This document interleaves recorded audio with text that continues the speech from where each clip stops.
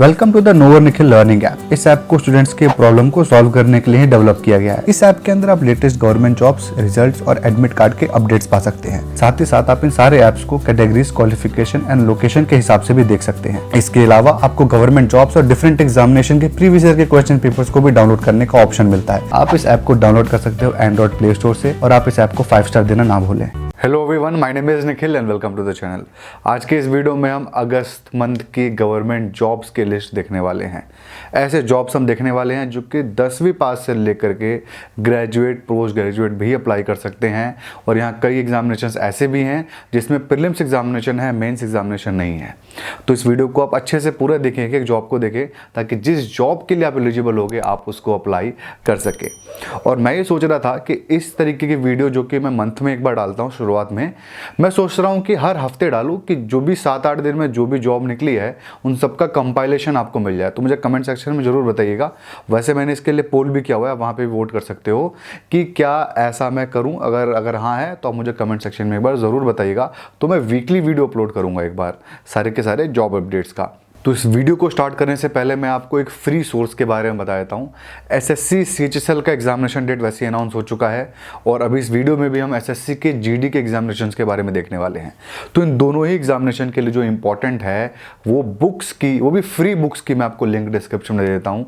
Free ई book available है olive board की तरफ से, जिसमें आपको जनरल अवेयरनेस वगैरह की चीज़ें मिल जाएंगी और वहाँ पर आप मॉक टेस्ट भी अटेम्प्ट कर सकते हो। एसएससी सीएचएसएल का एग्जामिनेशन उसका पास आ चुका है, जो उसका री एग्जामिनेशन है उसकी डेट आ चुकी थी, तो उसके लिए बहुत ज़्यादा इंपॉर्टेंट है। सेक्शन वाइज भी यहाँ पे आपको मॉक टेस्ट मिलेगा, ओवरऑल भी मॉक टेस्ट मिलेगा। प्रीवियस ईयर के जो आपके पेपर होंगे उससे रिलेटेड आपका ये मॉक टेस्ट होगा। और फ्री बुक्स को तो आप बिल्कुल मत जाने देना हाथ से, लिंक डिस्क्रिप्शन में अवेलेबल है। आप अभी जाके रजिस्टर करिए और फ्री बुक्स को तो देखो, फ्री के सोर्स को कभी नहीं छोड़ते, तो फ्री बुक्स को डाउनलोड करिए, लिंक डिस्क्रिप्शन में अवेलेबल है। सबसे पहला लिंक ही वही होगा। तो चलिए हम हमारे सबसे पहले जॉब के बारे में देखते हैं। हमारा सबसे पहला जॉब है एसएससी कांस्टेबल जीडी।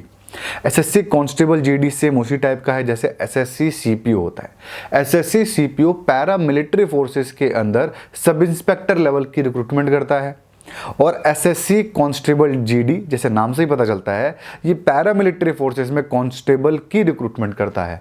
अब ये पैरा मिलिट्री क्या होती है? देखिए, पैरा मिलिट्री, मिलिट्री यानी डिफेंस और सिविल पुलिस के बीच की चीज होती है। डिफेंस आपको पता है हमारी 3 फोर्सेस हैं, वो 3 फोर्सेस होती हैं, और जो पुलिस होती है वो हमारे सिविल होती है। इसके अलावा जो सेंट्रल गवर्नमेंट है ना, कुछ रिजर्व्ड फोर्सेस रखा है अलग अलग काम के लिए, उसको हम पैरा मिलिट्री बोलते हैं। एग्जाम्पल क्या है? जैसे BSF, border security force, border की जितनी भी सिक्योरिटी है पूरे के पूरे देश में वो बीएसएफ करती है। जब युद्ध छिड़ जाएगा तो बीएसएफ पीछे आ जाएगी और वहां पे आर्मी चली जाएगी युद्ध करने के लिए। तो बीएसएफ का बस तब तक काम होता है जब तक युद्ध नहीं छिड़ रहा है। बीएसएफ का आपको पता चला। वैसे सीआईएसएफ होता है। ये क्या होता है? यहां पर सेंट्रल गवर्नमेंट के जो भी इंडस्ट्रीज होती हैं, कॉरपोरेट्स होते हैं, उनकी सिक्योरिटी। फॉर एग्जाम्पल, कभी आप एयरपोर्ट पे जाते हो तो सीआईएसएफ उनकी सिक्योरिटी का इंचार्ज होता है, सीआईएसएफ वहां पे सिक्योरिटी देखता है। पीएससी होते हैं, पब्लिक सेक्टर अंडरटेकिंग, वहां पर भी सीआईएसएफ इंचार्ज होता है। तो ये है पैरामिलिट्री। ऐसे ऐसे बहुत सारे पैरामिलिट्री हैं और इसी के अंदर आपको सेंट्रल गवर्नमेंट की इंप्लॉय हो गया आप, और कांस्टेबल की यहाँ पे रिक्रूटमेंट आई हुई है। कितनी पोस्ट आई हुई है? तो 25,271 यानी 25,271 टोटल यहाँ पे हमारी पोस्ट है, जिसमें हमारी फीमेल की पोस्ट 2,847 है, रिजर्व्ड है ये, और उसके बाद मेल की पोस्ट है 22,424। ठीक है, लेडीज के लिए बहुत अच्छी रिक्रूटमेंट है। सीएसएफ पोस्ट को आप प्रेफरेंस दें नंबर 1 पे, स्पेशली लड़कियां, क्योंकि काफ़ी वहाँ पे कंफर्टेबल जॉब होगा। सारे पैरामिलिट्री में सीएसएफ सबसे कंफर्टेबल जॉब है, बाकी सारे थोड़े टफ जॉब है। तो चलिए सबसे पहले डेट को देख लेते हैं। डेट की बात करें तो 31 अगस्त इस फॉर्म को भरने का आखिरी डेट है।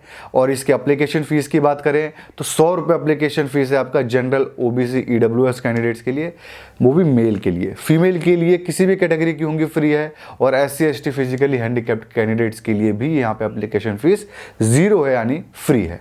ठीक है, तो यहाँ लड़कियों को बिल्कुल फीस देने की जरूरत नहीं है। एक बार हम पोस्ट देख लेते हैं कि कौन कौन से पैरामिलिट्री फोर्सेस में कितनी कितनी पोस्ट है। सबसे पहले बात करते हैं बीएसएफ की, तो 7,543 पोस्ट है। उसके बाद हमारा सीआईएसएफ 8,464, सीआरपीएफ में 0 पोस्ट है, एसएसबी में 3,806, आईटीबीपी में 1431, AR में 3785, AR मतलब असम राइफल, NIA के अंदर 0 और SSF के अंदर 240। ये हो गया फोर्सेस वाइज आपके पोस्ट। जेंडर वाइज आपको अगर देखना है तो लिंक डिस्क्रिप्शन में अवेलेबल है, आप इसके नोटिफिकेशन को डाउनलोड कर सकते हो, अप्लाई भी ऑनलाइन कर सकते हो और वहाँ पे सारी डिटेल्स भी देख सकते हो। हाँ, अगर कोई भी जॉब आपको यहाँ पे पसंद आएगी ना कि हाँ ये जॉब के बारे में मुझे और जानना है, तो आप कमेंट सेक्शन में मुझे ज़रूर बताएं, मैं उसके ऊपर प्रॉपर एक वीडियो बनाऊंगा। तो चलिए अब हम एलिजिबिलिटी क्राइटेरिया को देखते हैं। एलिजिबिलिटी क्राइटेरिया की बात करें तो सबसे पहले हम एज को देखते हैं। एज में 18 से लेकर के 23 साल यानी 23 ईयर्स तक के लोग यहाँ पे अप्लाई कर सकते हैं।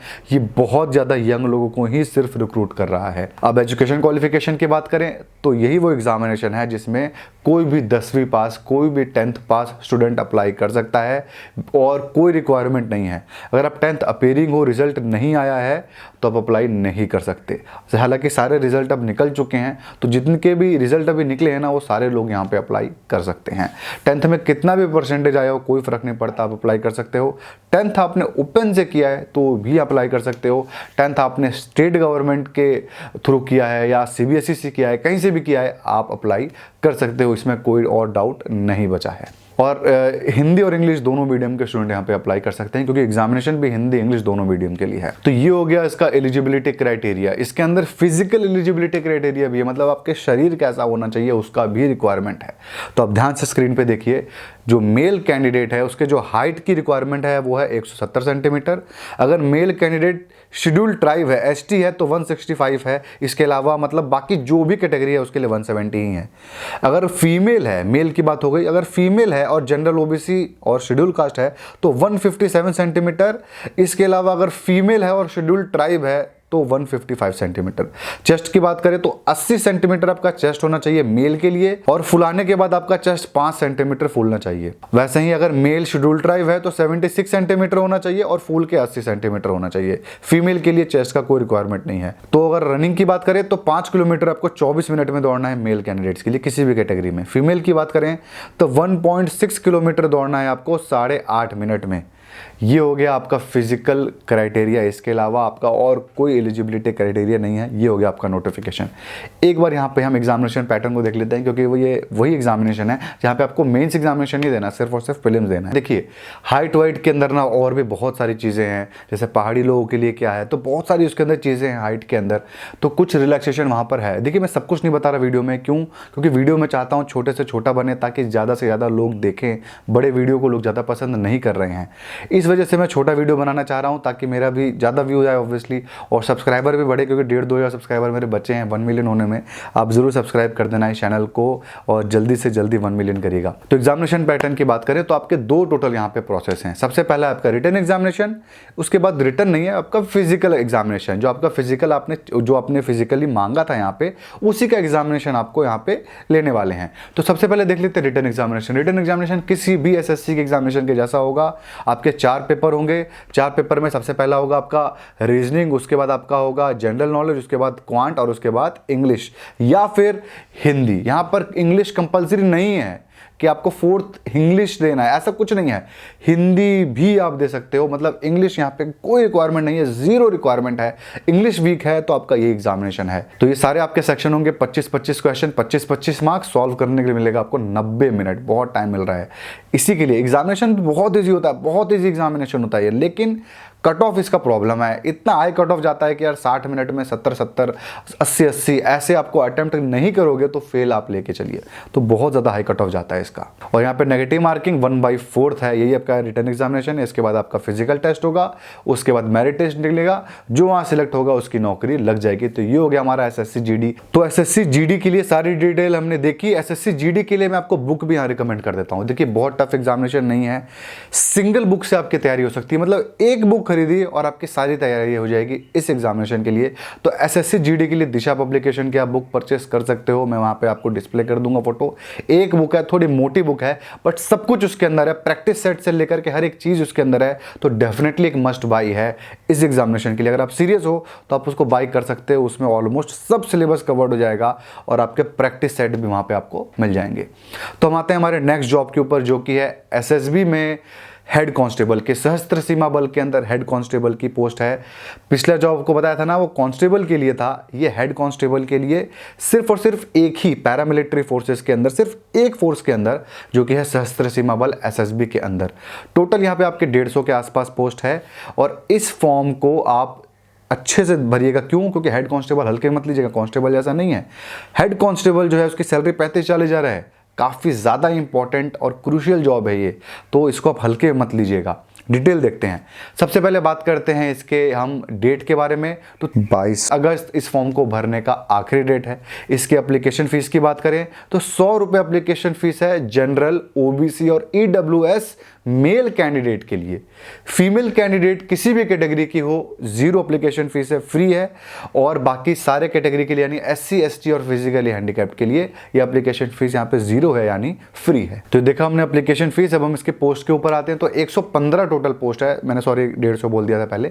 115 आपके टोटल पोस्ट है जिसके अंदर 47 आपके जनरल के लिए, अनरिजर्व सीट्स के लिए है। अब हम बात करते हैं इसके एलिजिबिलिटी क्राइटेरिया के ऊपर। एलिजिबिलिटी क्राइटेरिया की बात करें तो इसके अंदर कोई भी कैंडिडेट अप्लाई कर सकता है, इस पूरे देश में कहीं का भी नागरिक हो, ठीक है। पहले जॉब में भी, इसके अंदर भी इस देश के कहीं के भी नागरिक को आप अप्लाई कर सकते हो। यहां पर भी इंग्लिश हिंदी का भेदभाव नहीं है। सेकेंड, यहां पे एज की बात करते हैं तो 18 से लेकर के 25 साल तक के लोग इस फॉर्म को अप्लाई कर सकते हैं। अब हम आते हैं एजुकेशन क्वालिफिकेशन के ऊपर, तो कोई भी 12th पास स्टूडेंट इस फॉर्म को अप्लाई कर सकता है, कोई परसेंटेज का रिक्वायरमेंट नहीं है। 12th अपीयरिंग स्टूडेंट अप्लाई नहीं कर सकता, जो पास है वही अप्लाई कर सकता है। इसके अलावा 12th में आप बहुत बार फेल होकर के पास हुए हो, अप्लाई कर सकते हो, कोई फर्क नहीं पड़ता। किसी भी बोर्ड से हो आप अप्लाई कर सकते हो। और सबसे इंपॉर्टेंट बात, ओपन से किए हुए स्टूडेंट जिन्होंने 12th ओपन से किया है वो भी यहाँ पे अप्लाई कर सकते हैं। ये हो गया एजुकेशन क्वालिफिकेशन। इसके बाद यहाँ पे टाइपिंग टेस्ट की एलिजिबिलिटी है, ये एक इंपॉर्टेंट है, इसको आपको देना ही पड़ेगा। इंग्लिश के अंदर 35 वर्ड्स और हिंदी के अंदर 30 वर्ड्स पर मिनट की स्पीड आपकी होनी चाहिए। देखिए बहुत बड़ी स्पीड नहीं है, मैंने एक वीडियो बनाया था how to increase your typing speed, आप सर्च कर लीजिएगा यूट्यूब पे how to increase typing speed, या फिर बस टाइपिंग स्पीड नोवर निखिल मार दीजिएगा तो वीडियो आ जाएगा। लिंक भी मैं डिस्क्रिप्शन में आपको दे दूंगा। इंपॉर्टेंट वीडियो है, उससे आप बिना कंप्यूटर के भी सीख सकते हो कि कैसे आपको टाइपिंग स्पीड तेज अपनी करनी है उस वीडियो से, तो आप वहां पर देख लेना कैसे करनी है। यहाँ पर हमारा एलिजिबिलिटी क्राइटेरिया हो गया। इसके बाद हम आते हैं फिजिकल एलिजिबिलिटी क्राइटेरिया के ऊपर, जो कि मेल और फीमेल के लिए है। यहाँ पर थोड़ा रिलैक्सेशन है, यहाँ पे मेल फीमेल दोनों के लिए अलग अलग है। तो सबसे पहले बात करते हैं मेल के लिए, रनिंग जो है 1.6 किलोमीटर जाना है 6 मिनट 30 सेकंड में। फीमेल के लिए यही चीज 800 मीटर जाना है 4 मिनट में। हाइट की बात करें मेल का तो 165 सेंटीमीटर चाहिए, 155 फीमेल के लिए चाहिए। हाइट एसटी कैंडिडेट्स के लिए मेल में चाहिए 162.5, फीमेल में चाहिए 150 सेंटीमीटर। चेस्ट की बात करें तो 77 सेंटीमीटर होना चाहिए और फूल के वो 82 सेंटीमीटर आपका चेस्ट हो जाए मेल के लिए। फीमेल के लिए ऐसा कोई रिक्वायरमेंट नहीं है। अब इसके एग्जामिनेशन पैटर्न की बात करें एसएसबी की, तो इसके अंदर कोई बहुत बड़ी संस्था तो ले नहीं रही है, खुद ही ले रही है। तो यहाँ पर आपका जो एसएसबी का एग्जामिनेशन है वो बहुत ही सिंपल 2 घंटे का पेपर होगा, एक रिटन एग्जामिनेशन होगा। कुछ भी नहीं बताया गया, लेकिन मैं आपको बताता हूँ एसएससी जीडी का जो सिलेबस है ना वही आपको पढ़ना है और कुछ नहीं पढ़ना है। तो जो बुक भी मैंने आपको एसएससी जीडी की रिकमेंड की थी दिशा पब्लिकेशन की, आप उसको परचेस कर सकते हो। बुक काफ़ी ज़्यादा अच्छी किताब है, यहाँ पर भी आपके वो काम आ जाएगा। इसके अलावा जो कैंडिडेट सोचते होंगे ना कि हर टाइप के एग्जामिनेशन में मेरी तैयारी हो जाए और ज़्यादा मोटी बुक भी ना हो, तो शॉर्टकट की बुक की पूरी एक सीरीज़ है, मैं आपको यहाँ डिस्प्ले कर दूंगा, जिसमें क्वांट, रीजनिंग और इंग्लिश तीनों ही आपको मिल जाएंगे इकट्ठे। मतलब कि अलग अलग बुक है लेकिन इकट्ठा वो सेट ही है आपका। तो 400 रुपये में शायद तीनों बुक मिल जाती है, तो उसका भी फोटो मैं यहाँ पे डिस्प्ले कर दूंगा, वो यहाँ पर भी काम आएगी। लेकिन अगर आप उसको परचेस कर लेते हो ना तो ये एसएससी जीडी वाली बुक को परचेस करने की जरूरत नहीं है। अगर आप इसको तभी परचेस करिए एसएससी जीडी वाली जब एसएससी जीडी की ही सिर्फ तैयारी करनी हो और किसी की ना करनी हो। हाँ, इसकी भी हो जाएगी, एसएससी जीडी की भी हो जाएगी, एसएससी एमटीएस की भी हो जाएगी, इसके अलावा और किसी का नहीं होगा उस बुक से। लेकिन जो ये 3 बुक मैं आपको बता रहा हूं इससे इन सारों का तो होगा ही, एसएससी सीएचएसएल भी कवर हो जाएगा और भी छोटे मोटे रेलवे से लेकर के बैंकिंग के एग्जामिनेशंस भी कवर हो जाएंगे। तो वो 3 बुक को लेना थोड़ा ज़्यादा अच्छा है। लेकिन आपको फोकस, आपको बस कांस्टेबल बनना है तो आप एसएससी जीडी वाली बुक परचेस करिएगा। ये हो गया हमारी बुक की बात। अब हम आते हैं एग्जामिनेशन पैटर्न में नेक्स्ट पार्ट पे। रिटर्न हो गया, उसके बाद आपका फिजिकल टेस्ट होगा, जो उसमें पास कर लेगा उसका स्किल टेस्ट भी यहाँ पर है। फिजिकल टेस्ट यहाँ पे बहुत स्ट्रांग नहीं है, लेकिन स्किल टेस्ट यहाँ पर होगा, टाइपिंग का आपका टेस्ट होगा, जिसके अंदर आपको 30 वर्ड और 35 वर्ड पर मिनट की आपकी जो स्पीड है वो प्रूफ करनी पड़ेगी। कोई बहुत ज़्यादा स्पीड नहीं है, स्टीनोग्राफर में 40-40, 50-50 मांगता है, वो वहाँ ज़्यादा बोलते हैं, 35 वर्ड ज़्यादा नहीं है, वो स्पीड आपकी होनी चाहिए और आपकी नौकरी लग जाएगी मेरिट लिस्ट के बाद। तो ये हो गया टोटल प्रोसेस इस नौकरी का। अब हम आते हैं हमारे नेक्स्ट जॉब के ऊपर। नेक्स्ट पोस्ट है हमारा ASRB यानी एग्रीकल्चर साइंटिस्ट रिक्रूटमेंट बोर्ड। ये जो ऑर्गेनाइजेशन है इसके अंदर आपके एडमिनिस्ट्रेटिव ऑफिसर और फाइनेंस एंड अकाउंट्स ऑफिसर का रिक्रूटमेंट निकला हुआ है। तो इस जॉब के सबसे पहले डेट देख लेते हैं। तो आपका 23 अगस्त इस फॉर्म को भरने का आखिरी डेट है और 3 अक्टूबर को आपका इसका प्रीलिम्स का एग्जामिनेशन होगा। अब हम बात करते हैं एप्लीकेशन फीस की। देखिए एप्लीकेशन फीस में यहाँ पे 2 पोस्ट है और आप दोनों पोस्ट के लिए ही अप्लाई कर सकते हो। एडमिनिस्ट्रेटिव ऑफिसर की आपकी जो फीस है वो है 500 रुपये और आपकी अकाउंट्स एंड फाइनेंस ऑफिसर की फीस भी है आपकी 500 रुपये। लेकिन अगर आप फीमेल कैंडिडेट हो तो दोनों की आपकी फीस है 20 रुपये और 20 रुपये। समझ रहे हो ना, 20 रुपये ऊपर नीचे 20 रुपये। SC ST कैंडिडेट का भी 20-20 रुपये ही है। अगर आप ये दोनों फॉर्म भरते हो तो आपके जनरल कैंडिडेट के लिए, मेल कैंडिडेट के लिए 1000 रुपये लगेंगे और अगर आप फीमेल हो तो 40 रुपये लगेंगे और अगर आप SC और ST हो, मेल फीमेल फ़र्क ही नहीं पड़ता, तो अभी आपके 40 रुपये लगेंगे। तो ये हो गया आपका एप्लीकेशन फीस। तो यहाँ पे नंबर ऑफ पोस्ट की बात कर लेते हैं। तो एडमिनिस्ट्रेटिव ऑफिसर की पोस्ट है 44 और अकाउंट्स एंड फाइनेंस ऑफिसर की पोस्ट है 21। तो यहाँ पे टोटल पोस्ट हो गई आपकी 65। अब हम बात करते हैं एलिजिबिलिटी क्राइटेरिया की। तो सबसे पहले बात करते हैं एज का। एज की बात करें तो 21 साल से लेकर के 30 साल तक के लोग इस फॉर्म को अप्लाई कर सकते हैं। तो ये होगी एज की बात। यहाँ पे मैं आपको एक पॉइंट क्लियर कर दूं कि आप इस देश में कहीं के भी नागरिक हो, आप इस फॉर्म को अप्लाई कर सकते हो। एग्जामिनेशन सेंटर भी पूरे कंट्री में होगा इस पोस्ट का और सबसे बड़ी बात आपकी पोस्टिंग भी हर जगह पे होगी। तो यहाँ पे टेंशन लेने वाली बात नहीं है, ये ऑल ओवर इंडिया के रिक्रूटमेंट है। अब हम आते हैं एजुकेशन क्वालिफिकेशन के अंदर। देखिए एडमिनिस्ट्रेटिव ऑफिसर, अकाउंट्स ऑफिसर दोनों के लिए ही क्राइटेरिया एकदम सेम है। कोई भी ग्रेजुएट जिसके फाइनल ईयर में 55% मार्क्स से ज़्यादा आए हों इस फॉर्म को अप्लाई कर सकता है। फाइनल ईयर के स्टूडेंट इस फॉर्म को अप्लाई नहीं कर सकते हैं। फाइनल ईयर में 55% से ज़्यादा मार्क्स चाहिए, पूरे ग्रेजुएशन में या एग्रीगेट में नहीं। ठीक है, कोई भी ग्रेजुएट किसी भी स्ट्रीम से हो, BA, BCom, BSc, BTech, MBBS, बस फाइनल ईयर में आपको चाहिए 55% मार्क्स से ऊपर। सेमेस्टर सिस्टम हुआ तो लास्ट 2 सेमेस्टर के आपके मार्क्स टोटल होंगे यहाँ पे। तो ये हो गया एलिजिबिलिटी क्राइटेरिया। इसके अंदर डिजायरेबल लिखा हुआ है, CA या फिर फाइनेंस की डिग्री, अकाउंट्स की डिग्री, उसको भूल जाइए। वो तब दिखेंगे जब दोनों बंदों के सेम मार्क्स आएंगे। जब सेम मार्क्स आएंगे यार, तो वहाँ तक पहले पहुँचने वाली बात है। इसको मत सोचिए कि कोई CA तो पहले भरेगा नहीं इस फॉर्म को, BCom वाले, BBA वाले भरेंगे तो उसको प्रेफरेंस दी जाएगी। अगर सेम मार्क्स आता है तो आप मार्क्स ज़्यादा ले आइए और आपका सिलेक्शन हो जाएगा। तो इससे आपको डिजायरेबल से डरने की जरूरत नहीं है, आप फॉर्म अप्लाई कर सकते हो। कोई CA BCom की डिग्री यहाँ पे रिक्वायर्ड नहीं है। तो ये हो गया फॉर्म के सारी डिटेल। अब हम आते हैं एग्जामिनेशन पैटर्न के ऊपर। इसके एग्जामिनेशन पैटर्न की बात करूँ तो 3 लेवल पे है, टायर 1, टायर 2, टायर 3। टायर 1 में प्रीलिम्स एग्जामिनेशन, उसके बाद मेंस एग्जामिनेशन और उसके बाद आपका इंटरव्यू। तीनों प्रोसेस यहाँ पे इंक्लूडेड है। बहुत ज़्यादा थोड़ा सा टफ है, मैं कह सकता हूँ इसको। PSU के लेवल पे आप लेकर के चलिए, जो आपके रिक्रूटमेंट होती है उसी लेवल पे आप इस एग्जामिनेशन का लेवल समझ के चलिए। इसके अंदर स्पेशली कॉन्स्टिट्यूशन, सोशल जस्टिस वगैरह का जो टॉपिक है वो उसको बहुत एम्फेसिस से दे करके आपको पढ़ना पड़ेगा। प्रीलिम्स की तैयारी तो जो बुक मैं आपको बताया था ना, 3 बुक इकट्ठे लेने वाली SSC GD के टाइम पे, वो आप उसको ले लीजिए। प्रीलिम्स की तैयारी तो आपकी उसी से हो जाएगी। मेंस में भी 1-2 टॉपिक की तैयारी हो जाएगी। तो ये हो गया इस फॉर्म की डिटेल। तो अब हम आते हैं हमारे नेक्स्ट जॉब के ऊपर। नेक्स्ट जॉब जो हमारा है वो है UK SSSC में कार्टोग्राफर की और सर्वेयर की आपकी पोस्ट है। इस फॉर्म के डेट की बात करें तो 16 सितंबर इस फॉर्म का आखिरी डेट है। 3 अगस्त से इसका फॉर्म खुल चुका है, आप चाहो तो अप्लाई कर सकते हो। फीस की बात करें तो 300 रुपये फीस है जनरल, OBC, EWS के लिए और 150 रुपये फीस है SC ST के लिए। फीमेल के लिए भी इसी हिसाब से बटा हुआ है, कैटेगरी के हिसाब से। और इसके अंदर पोस्ट की बात करें तो कार्टोग्राफर की पोस्ट 60 है और सर्वेयर की पोस्ट आपकी 15 है। तो टोटल यहाँ पे 75 पोस्ट है। तो अब हम इस फॉर्म के एलिजिबिलिटी क्राइटेरिया को देखें तो बहुत अच्छी बात यह है कि एज के क्राइटेरिया यहाँ पे 18 से लेकर के 42 ईयर्स तक के स्टूडेंट के लिए है। अब हम आते हैं एजुकेशन क्वालिफिकेशन के ऊपर। एजुकेशन क्वालिफिकेशन थोड़ा सा इसका निराश करता है। तो कोई भी 10th पास स्टूडेंट इस फॉर्म को अप्लाई कर सकता है, लेकिन 10th पास कहाँ से होना चाहिए? या तो उत्तराखंड या तो उत्तर प्रदेश का डोमिसाइल आपको प्रूव करना पड़ेगा कि आप यहाँ के नागरिक हो और यहाँ से ही आपने अपना 10th पास किया है, वरना आप इस फॉर्म को अप्लाई नहीं कर सकते। तो अगर आप यूपी या उत्तराखंड के स्टूडेंट हो तो ये बहुत अच्छी अपॉर्चुनिटी है, यहाँ पे आप इस फॉर्म को डेफिनेटली अप्लाई करिए। तो जो 10th वाला ये तो कॉमन हो गया दोनों पोस्ट के लिए। अब हम सिंगल पोस्ट का देखते हैं क्वालिफिकेशन। 10th वाला हो गया। अब कार्टोग्राफर के अंदर या तो डिप्लोमा या तो डिग्री आपको चाहिए, या फिर कुछ भी आपने किया होना सर्टिफिकेशन भी कार्टोग्राफर के अंदर, तो आप यहाँ पे अप्लाई कर सकते हो बिना किसी परसेंटेज के रिक्वायरमेंट में।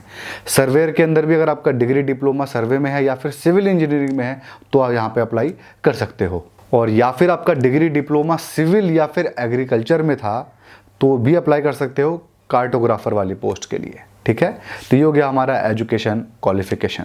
तो देख लिया हमने इसके डिटेल्स। अब हम आते हैं हमारे नेक्स्ट फॉर्म पे। नेक्स्ट फॉर्म है हमारा राजस्थान पब्लिक सर्विस कमीशन का। इसका फॉर्म आउट हो चुका है, लिंक डिस्क्रिप्शन में अवेलेबल है। इंटरेस्टेड कैंडिडेट जरूर अप्लाई करें, स्पेशली राजस्थान के लोग। तो ये आपका क्लास 1 ऑफिसर लेवल की रिक्रूटमेंट है। इसके अंदर आपके ऑल ओवर इंडिया, पूरे देश में आप कहीं के भी नागरिक हो, आप इस पोस्ट के लिए अप्लाई कर सकते हो, लेकिन रिजर्वेशन क्लेम नहीं कर सकते। वो सिर्फ और सिर्फ राजस्थानी लोग ही कर सकते हैं। तो सबसे पहले डेट की बात करें तो 27 अगस्त इस फॉर्म को भरने का आखिरी डेट है। एप्लीकेशन फीस की बात करें तो जनरल के लिए 350, ओबीसी के लिए 250 और SC/ST के लिए 150 रुपये यहाँ पे आपकी एप्लीकेशन फीस है। और अगर आप अदर स्टेट के हो और इस फॉर्म को अप्लाई कर रहे हो तो आपकी फीस 350 रुपये लगेगी, क्योंकि आप रिजर्वेशन क्लेम नहीं कर सकते।